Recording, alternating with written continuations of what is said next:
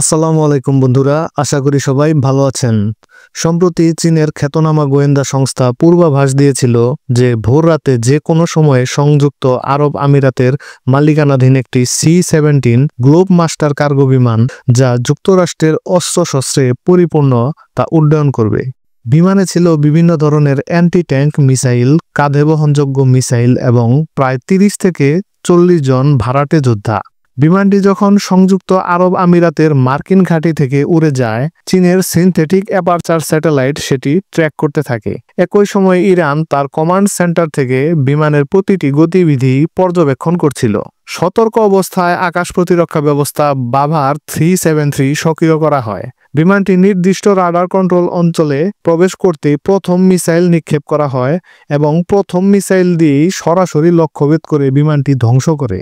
এ ঘটনা আন্তর্জাতিক সংবাদ মাধ্যমে যেমন আল জাজিরা, ডেইলি সান ও এপি নিউজ শিরোনামে উঠে আসে।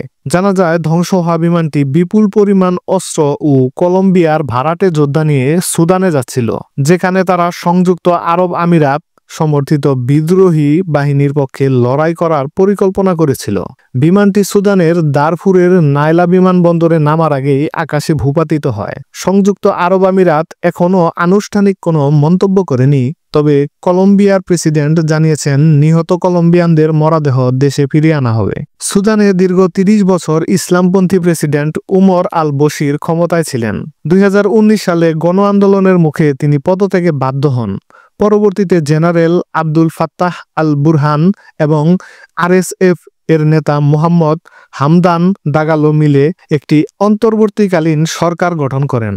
2021 সালে ক্ষমতার দ্বন্দ্ব শুরু হলে RSF সংযুক্ত আরব আমিরাত থেকে অস্ত্রশস্ত্র ও অর্থায়ন পায়, আর সরকারি বাহিনী ইরানের সামরিক সহায়তা পায়। ফলে সুদান পূর্ণাঙ্গ গৃহযুদ্ধে জড়িয়ে পড়ে। সুদানের ভূ রাজনৈতিক অবস্থান অত্যন্ত গুরুত্বপূর্ণ।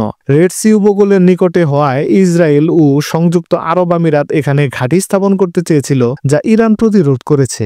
ইরান সুদানের সেনাবাহিনীকে উন্নত ড্রোন, ক্রুজ মিসাইল ও সম্প্রতি মাতলা আল ফাজার 1 রাডার সিস্টেম সরবরাহ করেছে, যা 300 কিলোমিটার দূর থেকে লক্ষ্য শনাক্ত করতে পারে। এই প্রযুক্তি বাভার 373 প্রতিরক্ষা ব্যবস্থায় যুক্ত করে সংযুক্ত আরব আমিরাতের বিমানটি ভূপাতিত করা হয়। এটি ইরানের পক্ষ থেকে স্পষ্ট বার্তা যে কোনো দেশ যদি ইরানের বিরুদ্ধে তাদের ভূখণ্ড ব্যবহার করতে দেয়, তার পরিণতি ভালো হবে না।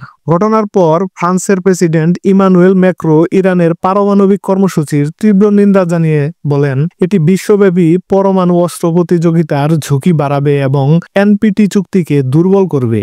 ইরান জাতিসংঘে দাঁড়িয়ে এর প্রতিবাদ জানায় এবং অভিযোগ করে ইসরায়েলকে পরমাণু প্রযুক্তি সরবরাহ করছে ফ্রান্স নিজেই। 1960-এর দশকে একটি গোপন চুক্তির মাধ্যমে তা সম্পাদিত হচ্ছে, অথচ ইসরায়েলের অঘোষিত পারমাণবিক অস্ত্র ভান্ডার নিয়ে বিশ্ব নীরব। কিন্তু ইরানের শান্তিপূর্ণ পারমাণবিক কর্মসূচি নিয়ে সমালোচনা হচ্ছে।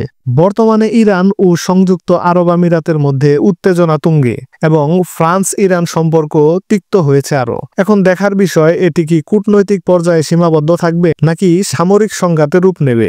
আজকের মতো এখানেই বিদায়। সবাই ভালো থাকুন, সুস্থ থাকুন এবং বাংলাদেশকে ভালোবাসুন। আল্লাহ হাফেজ।